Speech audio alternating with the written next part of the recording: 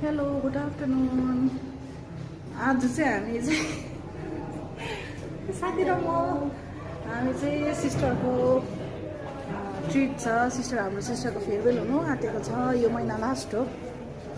अन्त चाहिँ हामी चाहिँ आज चाहिँ सिस्टरले हामीलाई ट्रिट दिनुभएको, त्यही भएर हामी चाहिँ आज चाहिँ अलिकति समय लिएर आएको।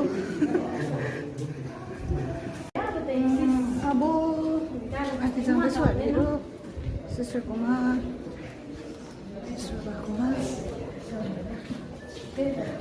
त्यहाँदेखिको फेरि आएर मेरो त ड्युटी पो छ त इभिनिङ।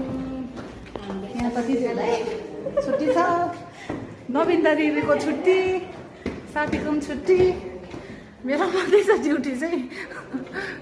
तिहारमा चाहिँ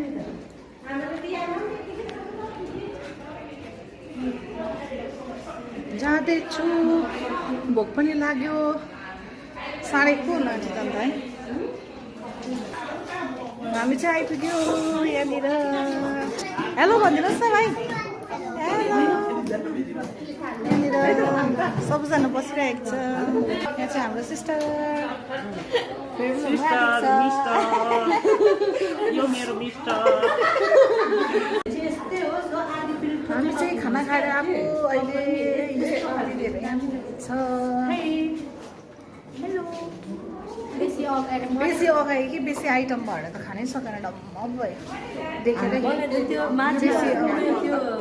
मसलाहरू खानु सक्दैन नि त बेसी।